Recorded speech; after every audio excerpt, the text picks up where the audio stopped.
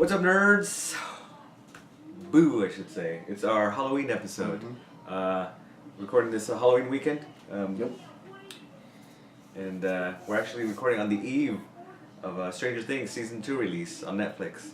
Just want to show off our little Stranger Things. You got this too, right? I did.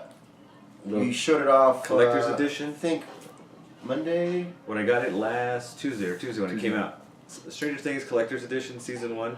It's an awesome box because it comes in as the form of a VHS tape. Very retro. For some of us that remember what VHS tape looks like. The packaging, how awesome is that? I love Yeah. that. And I have Netflix, he has Netflix, but you gotta have the collector's edition. Seriously, it's like Netflix, the streams, and then, I mean, this is the only way you can get me to buy it. It's like some awesome retro packaging. It's a really cool idea. And then, like, you got the Blu-rays there. Actually comes with DVD also. Pop that open there. It's got the little upside down insert. I like how it's upside down, Yeah, black and cool. white. Yeah. So And it comes with a collectible poster. The Demogorgon. I like the poster. I'm excited. So I'm glad I got this. I'm gonna binge Glad watch came this out. tomorrow. Yeah, it comes out, I think. It's funny. It comes out midnight, right? Yeah, so it's Get the lighting on you watch it all in one day. You wait another year. That's so Right. funny how we are. But it has Yeah. great rewatch value. So Stranger Things, an amazing show to come out last year from Netflix. So awesome, perfect with the nostalgia era that we're living in now. Yeah.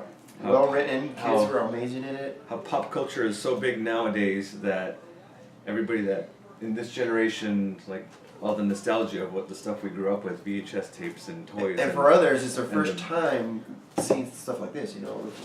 and how it, The newer kids. and how it's actually cool. The 80s were cool Yeah. to kids these days, as opposed to like Loose back forward. 70s weren't that cool to us. Because they never really came back to us. No. Especially the fashion. Yeah.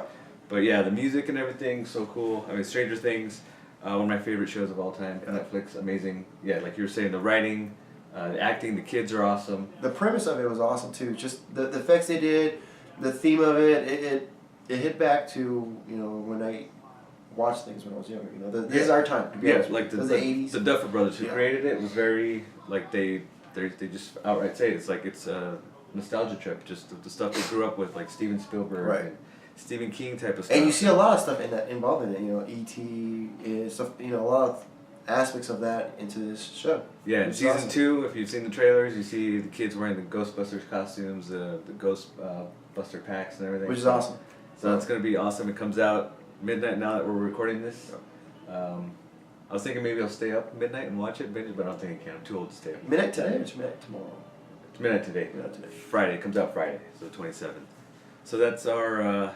That's so That's funny. what I wanna to start talk off with. about Being old, because my wife was like, "Tell me because Angie was coming to my house. This is where we're recording at my house." She was like, "See if you can come in at night." I was like, "It might be a little too late." And he goes, "Late for who? You go to sleep at 2:00."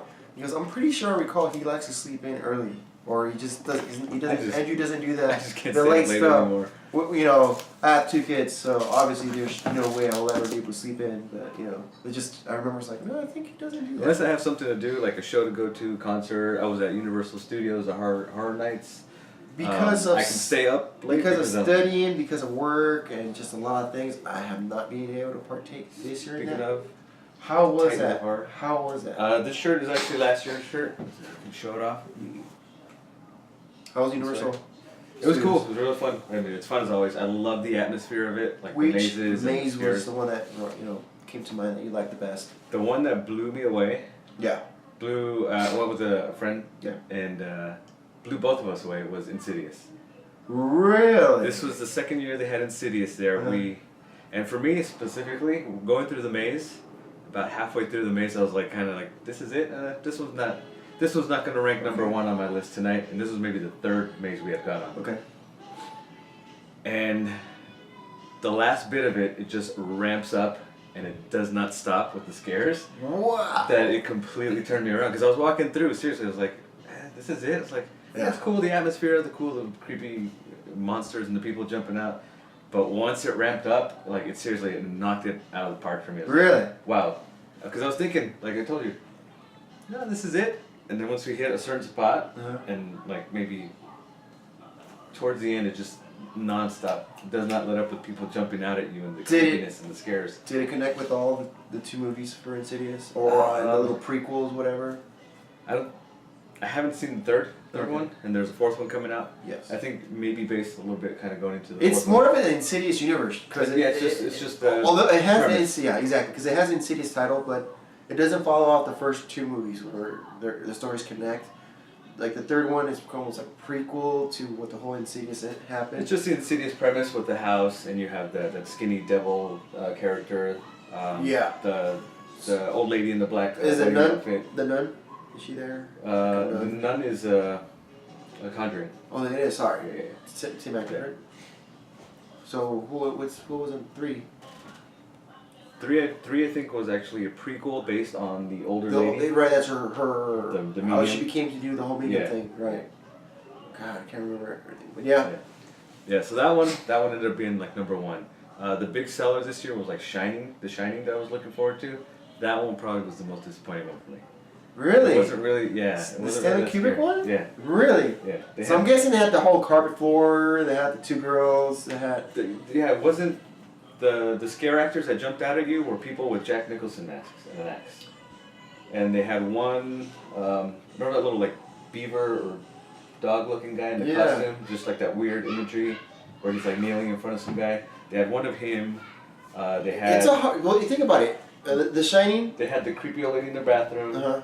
I was expecting like the twins, but that was like a video monitor where it just kind of like flashes to them being dead and like being there, like come play with us. Well, the thing about The Shining though, it wasn't a jump scare movie. It was a psychological thriller. Yeah. So it's hard to take that premise. And I was curious about that too. Like, how are they gonna do? Yeah, how are they gonna do that stuff towards the end of like the bleeding elevators and that. Because it was like you said, it was mostly psychological. That whole movie is him pretty much going crazy. You're seeing the man go insane. There was a pretty cool section of like that where he writes all work and no play makes Jack a dull boy. Of course.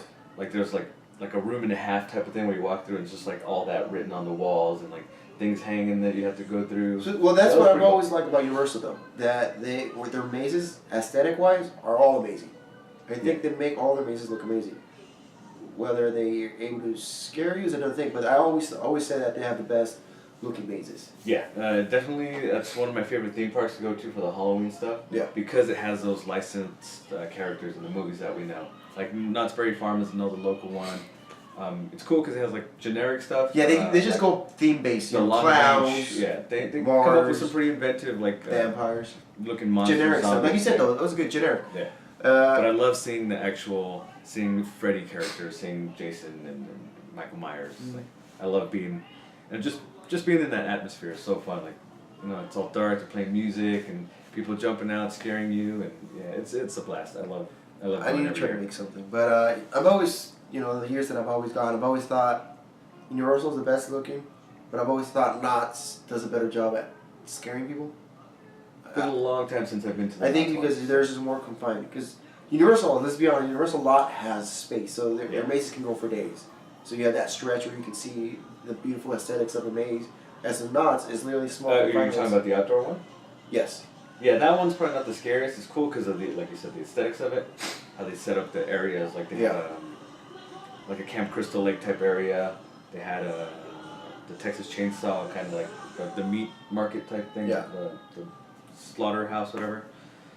That's cool just to have that, but just because it's such a big open space, you walk through, you see everybody, like the groups of people. You walking in line. It's not scary, but it's just the environment. You know what I've always done, and I'll do this with my wife. I'm like, no, let's wait. We'll like stop the line. I'll hold people up. I don't care. We'll hold people up so the people in front of you continue going, and so like you hear the screaming, but you don't know what's going on. Yeah, so you don't get the and she gets annoyed. Correct. So we start walking, and I'll put her in front of me, so he jumps out. Yeah, that's the fun part to do. Like inside, like the smaller mazes, is like leaving that enough space so you're not spoiled with the scares that are coming up with people ahead of you. Correct. That way you get the people jumping out at you getting scared. So it's a blast. I love going. I have a great time every year. Universal's awesome. So I recommend doing even. Actually, the smaller ones, like if you're out in a rural city. Those are good too, though. Ontario used to have a vineyard here. We used to have a local vineyard, and they would put one on. It was really cool being like outdoor in the cornfield and the mazes. It was just having smaller ones. It was really cool. Oh, I know there's like Scandia, the Queen Mary does a good one. I've heard that's really good. The Dark Harbor one's pretty cool. What else? LA, there has a ton of little places that pop up. I mean, you look up on Instagram. We have the haunted hayride. Correct. The famous ones there. Yeah. Speaking of, there's this movie that just came out. It's like an indie movie, Kickstarter movie called Hunters, I think it is. Uh-huh. It's actually kind of like a documentary on people that do that kind of stuff. Set up the mazes in their house and out in the woods and stuff. Like really cool. I just saw it recently. Is this a documentary on Netflix, or is it just something? It was something that was on Kickstarter, and not on Netflix. It's you can rent it VOD. What is it called? So it's like on the iTunes store, Apple store, or something like that. Something like that. Yeah. The Play Store or Google. Yeah. Okay. Look this up. Speaking of which, have you always liked scary movies, themes, stuff like that? You know, going to Universal's, watching scary movies, thriller slashers? Far back as I can remember, yeah. Being a little kid, I think my dad just put these movies on, or they were on and he was watching and I was there watching it. It's called The Haunters. Haunters, Art of the Scare. So you can look this up on YouTube. Haunters, Art of the Scare. It's a documentary on these people that set up these like mazes at theme parks. That has the guy who does the Universal, and people who do it in like smaller areas, smaller communities. It's really cool. You can check out the trailer later, but I'll check that out. I just looked it up. Saw scrolling through YouTube or Facebook. It's like seemed really interesting. It's really cool. It actually was in the festival circuit recently. That's where I had heard it. Oh, okay. Where it popped up. Yeah. But yeah, as far back as I can remember, and just recently too, I think something that triggered probably the origin of my fascination with like behind the scenes stuff. Because we've talked about how we collect DVDs because of like special features and stuff. Was probably the Thriller music video. So this was, as far back as I remember, Thriller, 1984, 4-year-old kid. I maybe saw things before then, but that's probably where I can remember things starting. Of like really loving horror movies, because that Thriller video was like the short film horror movie where he turns into a werewolf and the zombies and the dance. But I was obsessed with the making of the Thriller video. My dad recorded it, we had it on videotape, and I can remember just constantly watching it. Really? It's like a little half-an-hour documentary. And at work, Michael Jackson popped up, the Thriller song came up, and started talking about it with my partner, like going, like his memories with Michael Jackson, my memories with Michael Jackson, and we pull up YouTube, and I look up this Thriller documentary. And it's the same one? And it's on YouTube, the whole like half-hour documentary, and it's just like, I think this is my being young and watching this. Yeah, I think this is like the trigger. Like I think this is like my earliest memory of like being fascinated with like horror and the inclusion of like behind the scenes kind of stuff. Like my fascination with movie making and all that stuff. So the Michael Jackson 1984 Thriller song, that Thriller video, I think was probably the origin of my fascination. That's funny. And yeah, just as far back as I can remember, watching The Thing. One of my favorite. John Carpenter's movies are amazing, especially using animatronics. So it made it more realistic. You know, nothing on CGI, but animatronics I've always had. The practical effects, the puppets. Place in my heart, yeah. Yeah, that Poltergeist. I remember as a kid like watching these things and it's just so ingrained in my brain, like that clown in Poltergeist, the tree like breaking through the kid's room and. Yeah, I've just been fascinated and love horror as far back as I can remember. For me, I don't think I have anything specific where like, you know what, this is where it started. But I do know that it was the fact that my parents never wanted me to watch scary movies. Because they would always say, I'm going to get scared. And that intrigue, and you know how I am, oh, you can't do this? Alright, watch me. Okay, you can't tell me what you can't Exactly. It's like, that's a challenge, you know? How do you know I'm not scared? I haven't watched this. So I started watching Tales of the Crypt. I started watching... Chucky and those, you know, all those scary movies. I started watching them young and I was just like intrigued by it and I loved it. Trying to remember what else. You already said The Thing. You mentioned Chucky. I can remember watching Chucky at a babysitter's house. Yeah, see? Being like 5-6 years old and seeing Chucky. And that one, the reason that scared me is because like the main actor the main character was named Andy. And I was known as Andy. People call me Andy. So that freaked me out. It's like, is that something to connect. Yeah. No, I hear you because you think about it. We are kind of young, so when you see something like that, there's a little connection. Your brain starts to go. Yeah. But you know, I started watching stuff like that, and I was like, I still remember Tales of the Crypt and stuff like that. And I was like, oh, I'm gonna watch this crazy story. Tales from the Crypt, I loved. I remember and just talking to just my friend over at Universal talking about Tales from the Crypt. Like I could remember staying up every Saturday night because we had HBO then, and hearing that theme song, dun, dun, dun, dun, dun, dun, dun, going through that. Going through the gate, going to the house, going to the dungeon. And the one thing that freaked me out on that the most was the Crypt Keeper's laugh. Oh, The theme song would come on, he'd pop out of the grave, I'd always cover my ears because that laugh would come on and it would creep me out. You want to talk about what's a creep out? And this is when I'm older, of course, but X-Files song.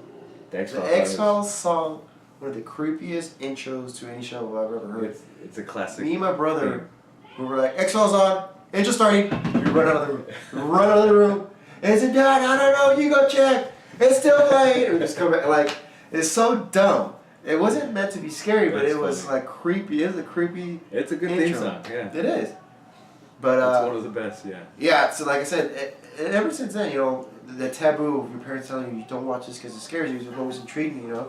I fell in love with Event Horizon and stuff like that, you know. And you start to learn different genres. You got the jump scare, psychological thrillers, The scary ones, slashers, you know, the monster movies. Correct. So, yeah. and I've introduced that to my daughter. You've seen her. Yeah, she went to Universal with us last Correct. year So she saw Event Horizon. You know, you really shouldn't take or let your daughter see that stuff. She's done some things and said some things that have freaked me out, but you know, I digress. That you know, there's nothing, like I said, there's nothing I can put into paper saying it was this that started all. But I just remember my parents saying, "You're not really supposed to watch this." Is what piqued my interest. So. Yeah, it was on at my house, and I was sitting there watching it. Yeah, growing up. Yeah, all the classics, and then later on, like in my teens, I can remember we have like all the video cassettes of like the classic Universal stuff. Yeah. Like the black and whites, like I appreciate those. They're like not scary, no, but I could appreciate it because back then, nobody's ever seen stuff like that. Seeing Frankenstein's monster, seeing the tales of the Mummy and Dracula, like come to life on the screen like that, I could understand them being horror movies back then. Correct. So I appreciate those classics now, even though they're not scary to me. No.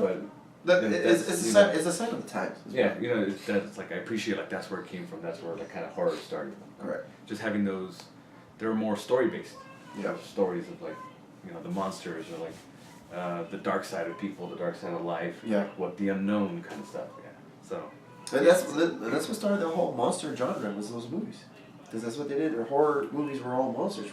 Yeah, and the same thing like. How it's not scary now, it just had to evolve and things had to get scarier or grosser and darker and stuff like Last House on the Left kind of thing. Amazing. Spit on Your Grave and what I like though is one of the things I really wish horror movies kind of get away from is the whole continuing of using jump scares. That I don't mind if they're done right. But there's a lot of movies based on jump. Yeah. You know, that's just me. Like jump scare. It's like all right. Yeah, if they're done right, like one of my favorite movies of last year was The Blair Witch. Did you see that? Yes. There were unnecessary jump scares in that. So like that like the jump scares in that don't work. But the last 15 minutes of that movie are absolutely terrifying. That movie just confused me so much. Did it? And I was like, what is going on? Because they played a little bit with the lore of the Blair Witch. They used some kind of time element to it. Because like the way it started, it kind of connects at the end. Correct. Like there's no real explanation to that, but I like how trippy that was. And how like they kind of maybe explained it, how once you're in the woods... You're done. Yeah, you're done for. The witch has got you, and she's just gonna mess with you. Which is kind of, which I didn't like. I was like the whole time. I was like, what? Like that tripped me out because I liked the way they played with that. Like I liked how they played with it, but the fact that you walk into the woods and you're already in her snare. Yeah. It's like, like it doesn't play well to the original one where. The first one, they never really showed anything happening to them during the whole woods. Yeah. But they were doing it on this one. Well, I like how you said about the whole time thing. Like, spoiler if you haven't seen it, but it's been out for a while.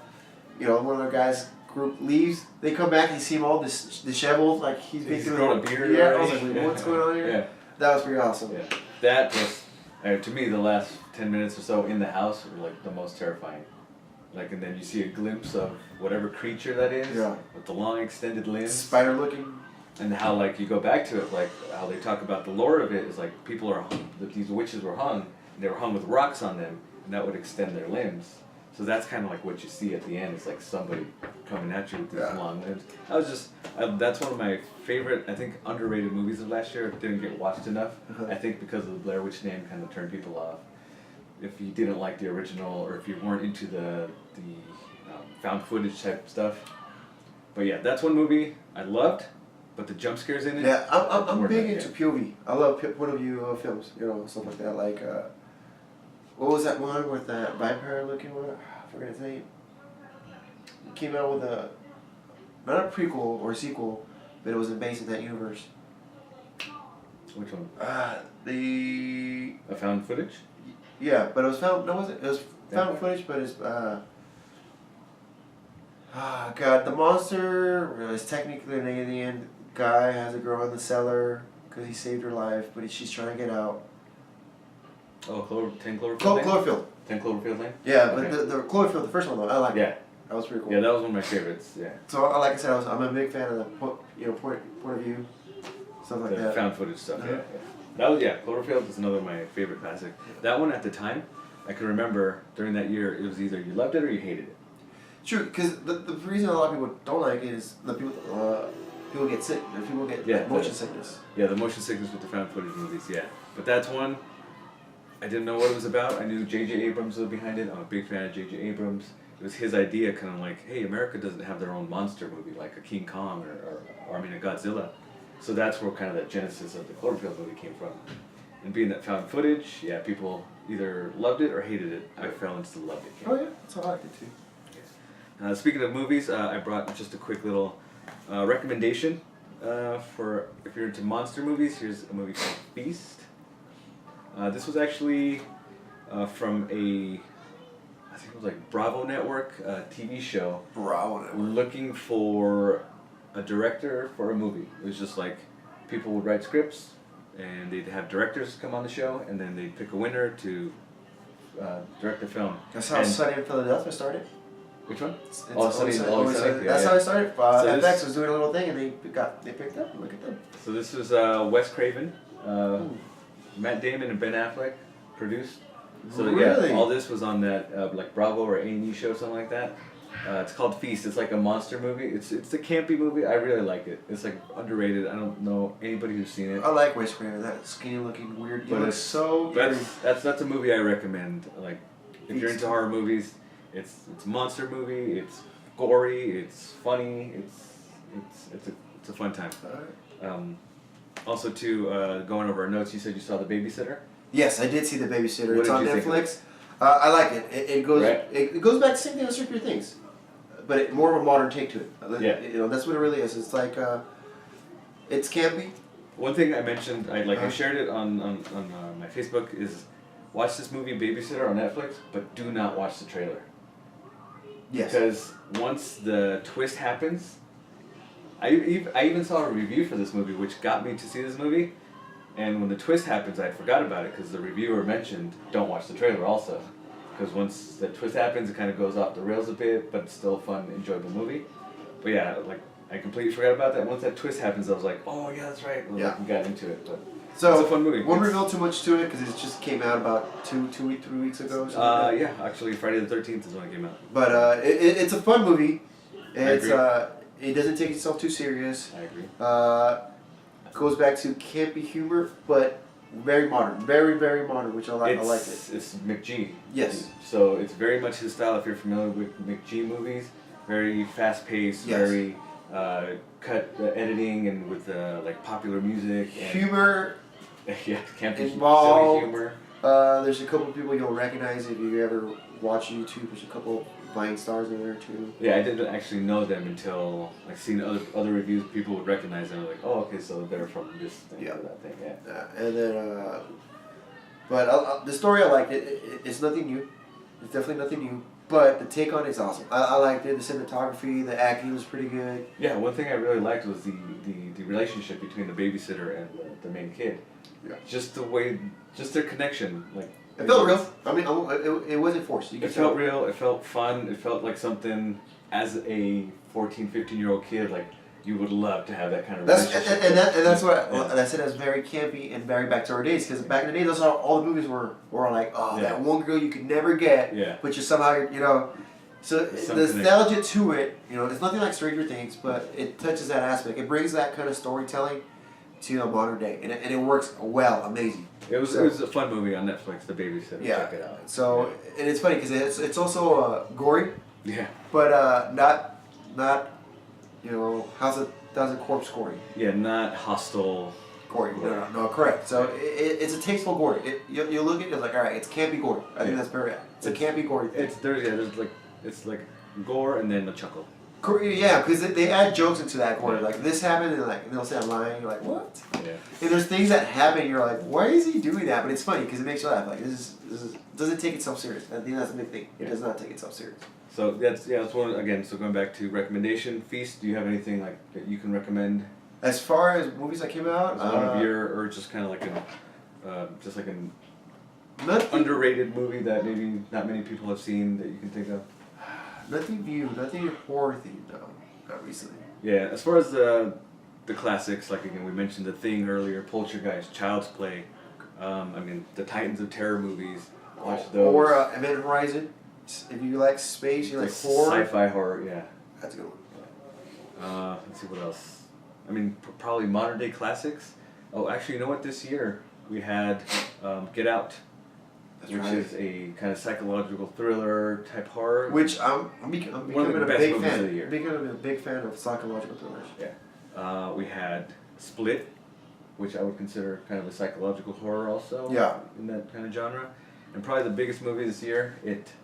Did you watch It? Yes. So we didn't do a review because we've been away for a while. Yes. I think we should probably throw a little It review in there. Did we do it? No. Okay. So I saw it with my wife. A couple things that I liked about it. Which I spoke up earlier. They didn't do a big old jump scare marathon. There were a couple, but but it wasn't a marathon. Yeah. Quiet boo, quiet boo, quiet boo, quiet boo. Music, jump at your face. It wasn't overwhelming with that. It was very. I think it's a terrifying movie just because of the atmosphere that it was set up. Well, first of all, it told a great story with its music. It told a great story with the scene itself, and then Pennywise. Amazing take on it. One of the best reviews I heard about it was basically it's Goonies meets Nightmare on Elm Street. Yes. Which kind of explains it. It makes sense. Yeah. The Goonies aspect is the kids, they mesh well. The gang of kids, and then they have kind of like a little mission where we all know from the trailers is Georgie, one of the little kids get killed, and his brother. And I'm sorry, there should be no spoiler alert on this. This is coming from the TV series, so. Yeah, there's been a novel, there's been a TV series in the 90s. Adaptation of it, yeah. It's kind of basically the same premise. Yeah. But yeah, like I said, overall, I love the music, I love the atmosphere that's set up. It's very terrifying. There's little things in the background that I've seen this movie 3 times already. A lot of things that I didn't notice my first watching until my second and then third watching. Not even Easter eggs, just the way they hide Pennywise in different scenes. It's amazing. You saw the mural then? Yes. That's one thing. Yeah, there's this mural. There's a scene that takes place like in an alley. There's a mural behind the kids. This is for. And it's literally the last scene of that shot where you see the burning hands coming out of the door. It's when they're helping the kid after he gets bullied. He gets cut. Yeah, isn't that the scene where they're at the meat locker? No, that was Mike in the beginning. That's kind of setting up his scare. Did you see where Pennywise is peeking out? Oh, you haven't seen that one. In that one? Yep. No, I saw because that's where the door busts open and he's like hanging in the meat locker, right? And yes, it's in that scene. Yeah. Okay. I'm talking about a different one. Oh, there's a different one? Yeah. Ooh, okay, so two different ones. I gotta watch it again, maybe a 4th time. Yeah, so they're the one I was talking about. So you know how they have that meat locker where the hands are coming out before they even open it? Uh-huh. The burning hands. There's the kids are talking. There's a mural. It's already worn out because of the old bricks, and there's a car theme. You see Pennywise just a picture of him going like this. So he maybe appears in the beginning then, because that's the same thing I'm talking about. He appears like in the wheel well of the car, right? Yeah.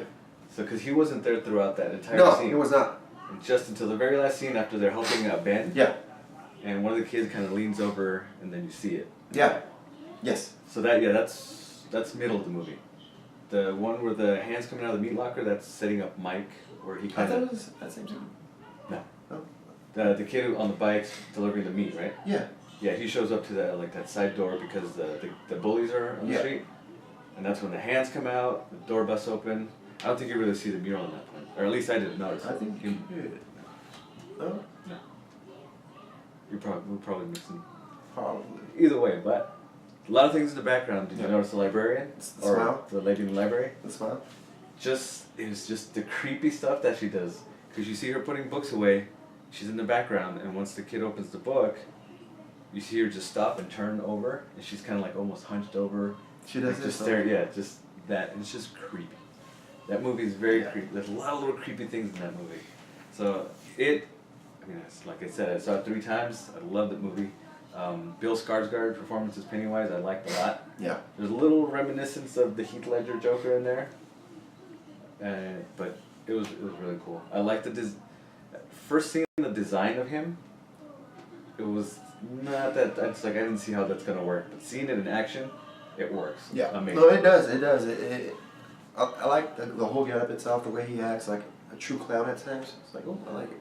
Yeah, and the way they add the CGI to make him seem otherworldly. Like there's just kind of like he's not shaking, but there's some weird vibe about it. And then once they show him with the teeth and then the deadlights that make the appearance, yeah, that movie's freaking awesome. That's one of the big definitely surprises recommend this it. year. Just the way you hear us talking about it. We got Jigsaw coming out soon.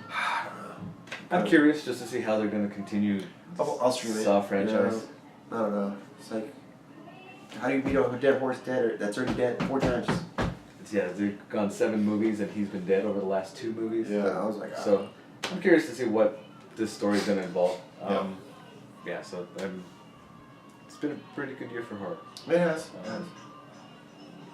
What else we got? We got some comics. Oh, that's right. So, continue with our horror theme. There's a comic that I let Andrew read today, and it was usually when I go to a comic book shop, I like to pick up 1 or 2 new comics just to see if there's something new that something different from our superhero stuff. Because honestly I get burnt out with superhero stories. I like to see something fresh, something new. And the other day, it was about a month ago, I was walking by and I saw this. It's called Diablo House.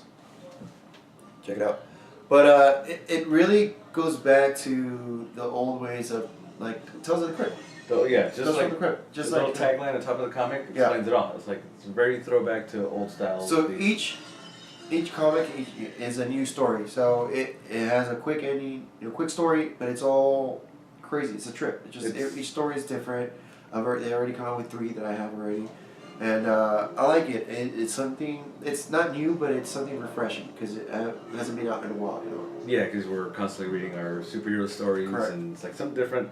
But yeah, it's very like I finished reading them all. Like it's like an anthology. It reminds me very much of Creep Show, and like I said, Tales from the Crypt. Tales from the Crypt, Creep Show, Twilight Zone, stuff like that. It's those stories, although they may not be horror based, they're just creepy and just be careful. Macabre, Be careful what you wish for. Morality tales, type of stuff. It's like the things that go wrong. Correct. Yeah, it's really cool. And there is a theme though. It's pretty much. House. It's called the Diablo House. And, there's a narrator taking you through the house. He's a surfer dude. Yeah, he's a surfer dude, and he's taking you through this mansion. Like I said, it's called the Diablo House, and he's telling you stories at the same time. Like, let me take you to this door, and tells you a story while he's going through it. So either way, it's a good pickup if you like that kind of stuff, like horror stories, stuff like that. I would honestly suggest you pick that up. It's a good read. Yeah, same thing. Like a little change from like our superhero stuff. I pick up something different also. There's this one story that I'm reading right now called Redlands. It's based in Redlands, Florida, like in like the 70s. It's like a story of witches. Right now it's on like 3rd issue. It's like I'll see how this goes. It's a little horror, something different. Something I picked up this week is actually called DC's House of Horrors. It came out this Wednesday, just in time for the Halloween season. It's basically using the superhero characters in like little horror tales. They have a Superman tale, a Batman tale, a Green Lantern, Justice League, Shazam, Harley. Really? It's pretty cool. Cool little read. I enjoyed it. It's 8 little tales, 8 different tales. Different writers, different artists. It's really cool if you want to flip through that. Good collection. That's a cool little comic I picked up this week. Something new for the Halloween season. Something else I recommend. This is actually something I'm gonna have to reread. It's been a while. It's called Lock and Key. Is this the whole story? This is volume 1. There's 6 volumes. I've only got through 3 originally. I'm gonna have to go back and reread those, because other comics come in the way and stuff. But actually based from one of my favorite writers, novelists, Joe Hill. Yeah. I've mentioned his book. We talked about their and show too. Nosferatu. There was a pilot that was made. They showed me the trailer, which looked amazing. I don't know what happened. Yeah, so like they decided not to pick it up, but it's actually in talks again to be Correct. developed. So this is kind of similar in a way to Diablo House, where this is based on a house where different keys lead you into different rooms, and there's different kind of fantasy horror elements to each room. Kind of like the Owl House, which is like I said, it's nothing new. But this is based on a family whose father was murdered, and they moved back to their old family house, like inherited to them. Ooh, and so this house holds secrets. Yeah, so this is the key house where all these rooms have different kind of horrific things or things that happen. Kind of like the Winchester house. Similar to that. Which my wife visited, believe it or not. And there's actually a movie. Did you see the trailer? Yeah, my wife told me about it. Yeah. Just recently, the Winchester. She was going there. They told her she wasn't allowed to record or anything like that because wasn't allowed. Yeah, she didn't figure out why until the trailer was like, oh, they don't want nobody to spoil how the house kind of looks, stuff like that. Because I guess they were shooting while she was there visiting, or they were finishing whatever it was up. I guess if they were shooting, but I would think they'd want you to record maybe to capture some. Because I know I've taken the Queen Mary haunted tour, and they recommend that you take pictures. Oh yeah, video, of course. Because you'll experience, if you do experience something, you'll get like some static on the camera or the little orbs in your images. Yeah, so that's what's weird. Like yeah, so they told us specifically, it's like you're not allowed to take pictures. Yeah. It's like, alright, cool. Any other comic stuff for you, or? No, that was just the horse thing. Cool. Another one I've probably been mentioning since day one. American Vampire, one of my favorites from one of my favorite writers, Scott Snyder. It's a different take on vampire lore. It's not your Twilight sparkly vampires. It's actually dark and scary, and it's like this history of vampires, different mythology of vampires you have. It's called American Vampire, so it kind of tells the story of the first American vampire.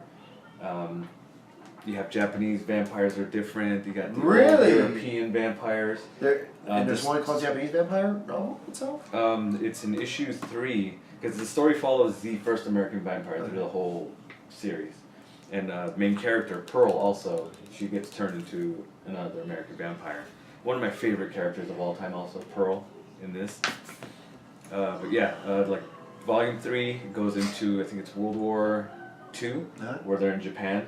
And we see Japanese vampires, and they're almost like, if you remember Call of Duty, the zombies. Yes. The little crawly ones. Yeah. That when you shoot them and they blow up, they leave that gas behind. They kind of look like that, with like no eyes and just the sharp teeth coming out. Really? Yeah. Interesting. It's a different style of vampires on that, and they're great stories. Again, Scott Snyder, one of my favorite writers, and introduced me to some of my favorite artists too. Raphael Albuquerque is in like the first 1 or 2 volumes, and then Sean Murphy then comes on in other later volumes. I know Stephen King had in this. He wrote the like little prologue, the kind of origin story of the main character.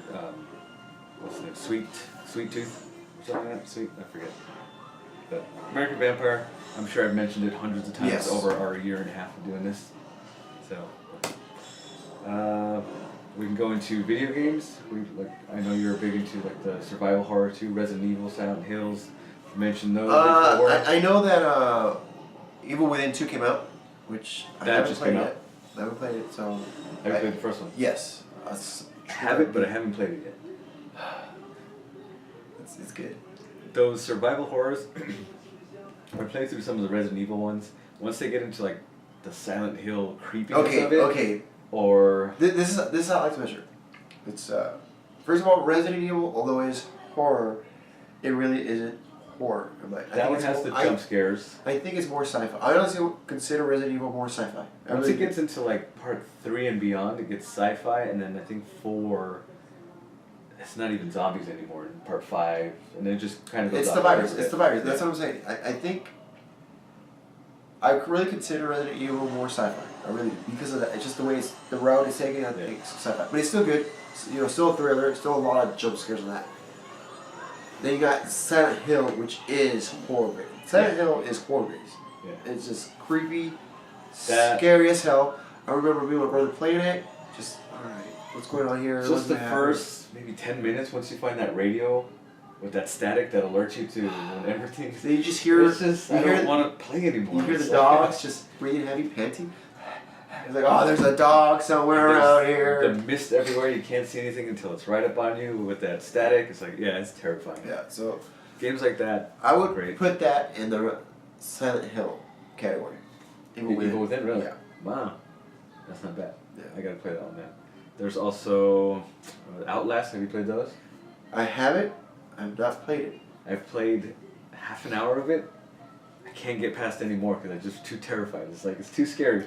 It's just, you play this. You have a camera. Reporter, yeah, and you're in an asylum where some stuff goes wrong or has gone wrong. You go to investigate, and you have no weapons. You just have to run. This game, you just have to run and hide. It's too terrifying. It's like, I still want to keep playing it, but it's just, I gotta play maybe 10, 15-minute increments because it's just, it's chilling. It's terrifying. It's a good game. No, I haven't played it. Outlast 2 came out too. That one looks just as terrifying. I played those. I have it on my PC, my Steam network. Your Steam account? Yeah. Yeah, so that's, we got it. What else you got? That's it. That's what I have for now. So that's been our Halloween episode. Yep, this is our horror theme one. It's what we can do to kind of like tell you about our horrific past and interests. Movies, TV, video games. Yeah, and actually, TV. I didn't mention TV. There is an Exorcist TV show. That's right. I saw it in the notes, which I haven't seen. Season 2 just started. Season 1 was really good. It was actually, there's this twist in it that kind of like connects to the actual movie, the original movie. Really? So season 1 starring Gina Davis. Because there's already prequels to The Exorcist too. Yeah, this takes place now. It has a connection to the original movie. And then season 2 just started, and this show seems like it's gonna be kind of like an anthology. It follows the main priests that are in season 1 or in season 2, but it's a different setting, different family, and I'm really digging it. So I'm barely 3-4 episodes in, because it takes place kind of like in the country home with this foster family, and it's really good. It's enjoyable watch. It's on Friday nights on Fox Channel 11. Season 2 just started. If you can stream it from somewhere, I recommend it. It's a good. I mean, if you're into this stuff, if you like the horror Exorcist, right? It's kind of like. I would check it out. Yeah. Plus, there's so much more stuff. There's American Horror Story. Sci-Fi Channel just had. I think they just finished season 2 of their Channel Zero. No End House is what it's called. I missed that entire season. I was looking forward to it, but just because of school and stuff. More Channel Zero. But that's the one I mentioned a while back. Kind of a slow burn where this guy sees this old kids TV show with puppets and kids go missing. And it's like interesting. It's a slow burn, very creepy, atmospheric show. Alright, But I'll really good. give it a try. So yeah, it's a lot of stuff. We got more comic news coming. Oh yeah, A whole bunch of stuff dropping left and right since we've been. Especially in November. It's gonna be a busy November because we're gonna be talking about Punisher. We're gonna talk about Justice League. Thor. We're gonna talk about Thor. We got Thor screening next week. Justice League. I think today I just lost my mind because of all the stuff that is now coming out. More clips, the posters. We got like 3-4 different posters that popped up. I'm not watching any more clips. I've already told you. I always watch the first trailer. All this merchandise. For me. I always watch the first trailer. Done. I don't want anything else. I'm over people killing movies. All this Justice League merchandise that has been dropping is like, I need to have every bit of it now. It's like, it's killing me. So you know they're probably going to sell t-shirts and stuff like that at the theater? I hope so.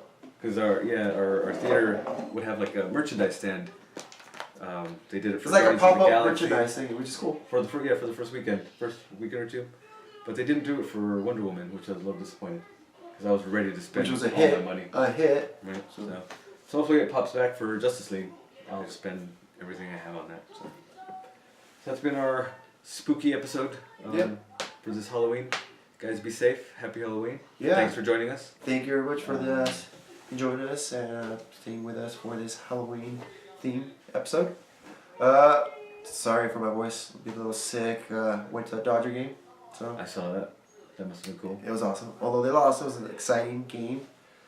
But it feels good to do this again. Second time coming back from our After settling school with our and work. yeah. Thanks again, nerds. Adios, amigos. Take it easy. Later.